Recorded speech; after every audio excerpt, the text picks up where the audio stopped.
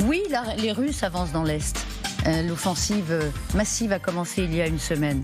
Mais d'abord, ils ne sont pas capables de prendre Kharkiv. C'est l'OTAN qui l'affirmait hier. On y reviendra. Et par ailleurs, ils se font taper, les Russes. Ils se font taper par des drones ukrainiens. 2 nuits consécutives d'attaque. La réplique est tombée d'abord sur la base navale de Novorossiysk, la base où s'est repliée la flotte russe après les attaques coordonnées depuis des mois contre la flotte russe en Crimée. Et puis également à Belbek. Sachez que cette nuit, des drones ont détruit 5 avions de chasse russes et un système de défense, paraît-il, le meilleur du monde, le S-400. Merci d'être avec nous. Jean de Lignasti, vous êtes directeur de recherche à l'IRIS, ancien ambassadeur de France en Russie. François Clémenceau, toujours avec nous, éditorialiste international LCI. Général Trinquant, ancien chef de la mission militaire française auprès des Nations Unies.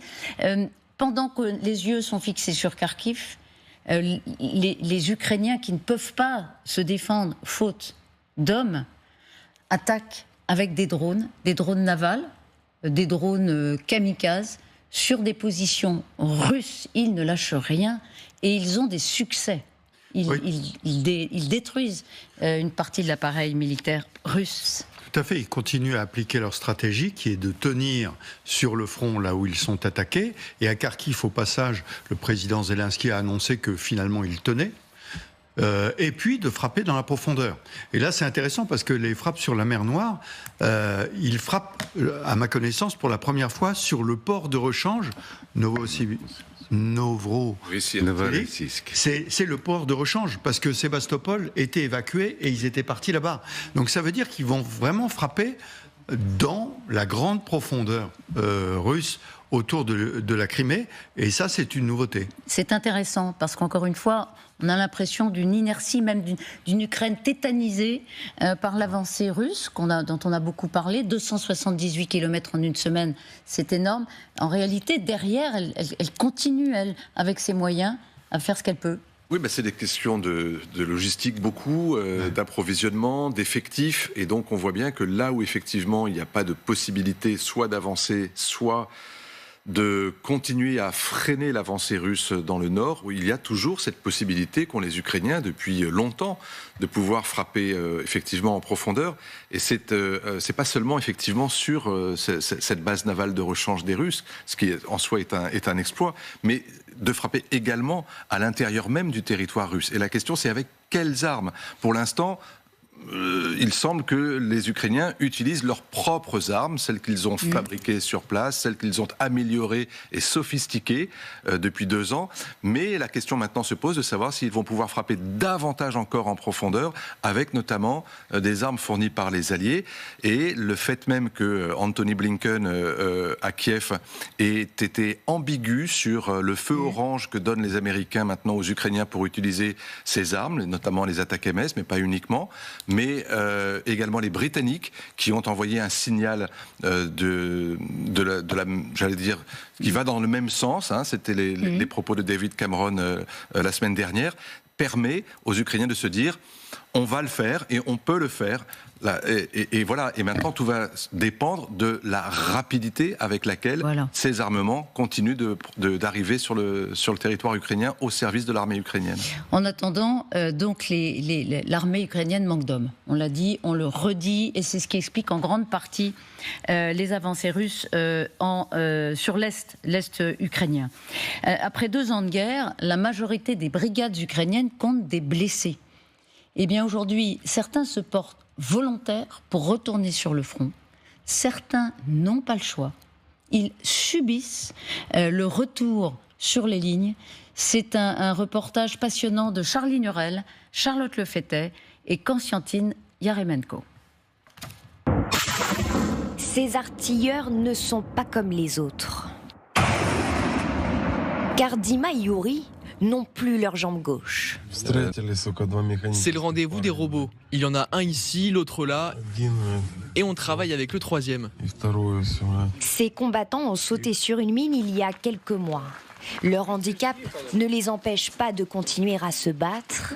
Ils sont volontaires et mènent encore des missions à quelques centaines de mètres des Russes.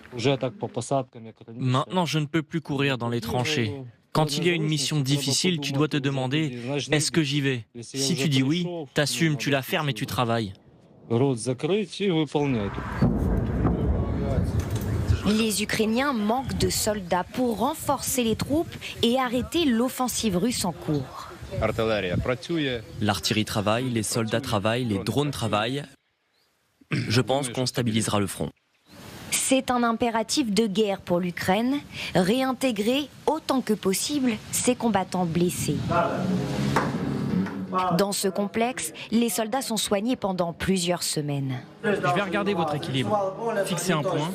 Blessures corporelles ou invisibles, tous viennent des tranchées. Yuri a reçu des éclats d'obus et souffre de commotion cérébrale. Ici, il tente de se ressourcer. Je me suis juste relaxé. C'était vraiment bon, comme au paradis. Après les tranchées, c'est juste relaxant et savoureux.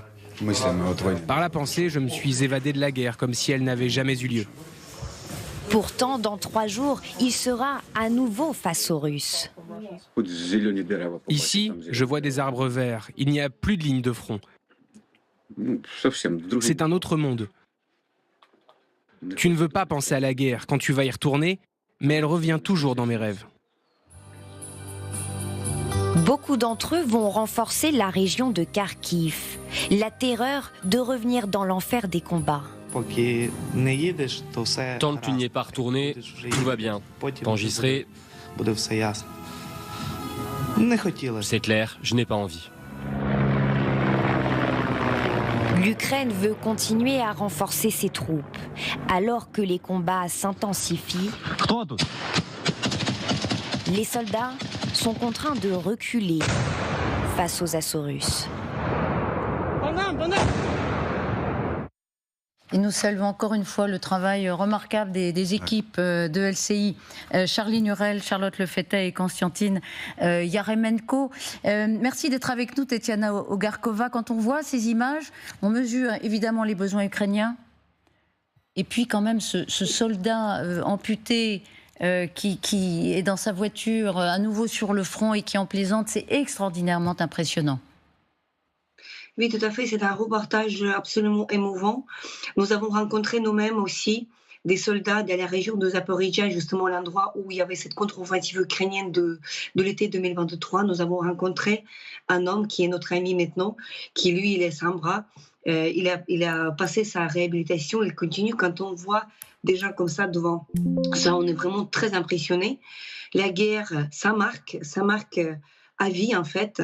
Il y a une certaine magnétisme de la guerre parce que c'est l'endroit où les gens osent être ce qu'ils sont, tandis que les autres, ils croient à leurs convictions, mais ils n'agissent pas. Donc c'est vraiment très, très fort que des rencontres comme cela. C'est très motivant aussi pour nous, les Ukrainiens, qui aussi, j'espère, pour ceux qui sont pour l'instant à l'arrière. La loi sur la mobilisation entre en vigueur demain, le 18 mai.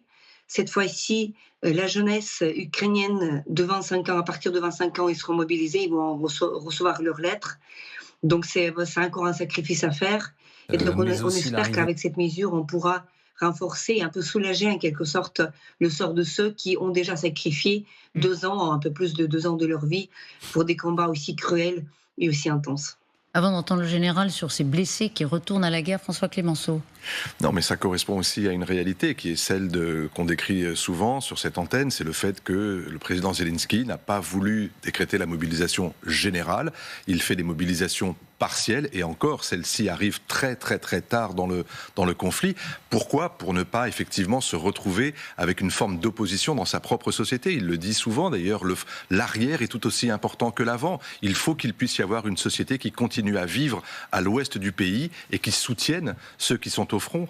Si tout le monde part au front, il n'y a plus de vie tout simplement dans l'arrière du pays. Et ça, c'est vital aussi pour pouvoir continuer tout simplement à faire tourner ce pays, qui tourne encore grâce aux gens qui sont dans les tranches d'âge, qui ne sont pas encore mobilisés. Général. Oui, simplement une grande admiration pour ces soldats qui blessés veulent retourner au front, retournent au front dans des emplois différents. Et c'est un exemple pour tous ceux qui ne veulent pas y aller. Et moi, je m'insurge quand j'entends les gens. Je ne veux pas aller mourir dans le Donbass, ou je ne veux pas. Mais il ne s'agit pas d'aller mourir. Il s'agit d'aller combattre et gagner. C'est pas la même chose. Je veux dire, les soldats qui vont là-bas vont pas tous mourir. Faut le rappeler. Les gens se traumatisent en disant on va aller mourir là-bas. Mais non, vous allez combattre et gagner, et ça vaut le coup pour votre pays. Au passage, j'ai eu l'occasion de voir des soldats français amputés à l'hôpital Percy, etc. Et moi, j'étais toujours bluffé par le moral de ces soldats, et qui demandaient qu'une chose, c'est retourner dans leur régiment. Alors j'en ai vu un, il avait 2 jambes en moins. Il est évident qu'il ne retournerait pas dans son régiment. Mais il disait, mais je m'en fous, je veux un truc administratif, mais je veux retrouver mes camarades. Et on voit bien que le traumatisme des combats les marque. Mais ceci étant, ils vont repartir combattre. Et c'est vrai que ça suscite des sentiments mêlés, Tetiana, parce qu'à la fois, on voit quand même ce que produit la guerre comme dégâts, mais on voit tellement le courage aussi qu'on se dit il faut les aider. Donc ça peut être un facteur de motivation pour s'engager, Tetiana, vous pensez, pour les Ukrainiens? Oui, bien sûr, c'est parce que là, il s'agit de cet ethos héroïque, c'est-à-dire qui est très contagieux. Donc voilà, dans notre expérience, voilà, donc quelques minutes passées avec un soldat comme ça motive, parce que ça démontre aussi de ce qu'un être humain est capable, c'est-à-dire que voilà, d'être voilà comme ça, de se surpasser soi-même, puis d'être plus fort que les circonstances. Donc après, il y a cette fraternité de cette communauté-là qu'il faut aussi dire, parce que les personnages de ce reportage, il a dit que je vais retourner chez mes camarades. C'est-à-dire qu'il y a des liens humains qui se lient dans les situations comme ça, au bord de la vie, c'est-à-dire, c'est très fort, c'est extrêmement fort. Donc actuellement, l'Ukraine, voilà, donc c'est toute la société, elle est soudée, bien sûr. Il y a des gens qui ne veulent pas combattre, bien sûr, il y a des indifférents, mais ils sont largement minoritaires. Et donc, on découvre quelque chose dans cette fraternité c'est une valeur absolument importante pour une société démocratique, cette fraternité ou sororité au féminin, si vous voulez, entre les citoyens. C'est très fort, et c'est ça qui fait en fait la force de la nation, ça fait la force du pays, ça fait la force de la démocratie. Merci beaucoup, Tatiana. Je rappelle, journaliste ukrainienne, responsable du département international de l'Ukraine, Crisis Center. Nous étions très heureux de vous entendre aujourd'hui. Un petit mot général quand même, ambassadeur. Monsieur l'ambassadeur, tankiste quand même. Juste pour dire que ces soldats sont les meilleurs. C'est ceux qui sont mobilisés dès le départ, sont des volontaires, ils ont l'expérience du combat, et c'est un problème auquel, par exemple, Napoléon s'est heurté, c'est-à-dire que les soldats les meilleurs, progressivement, ont été tués, il n'y avait plus que des jeunes. Et eux, ils sont là, ils ont un rôle fondamental dans la résistance ukrainienne. Merci beaucoup, François Clémenceau. On vous retrouve lundi à 5h57, dans la matinale de LCI, et mardi dans Temps de l'Info. Un débat passionnant.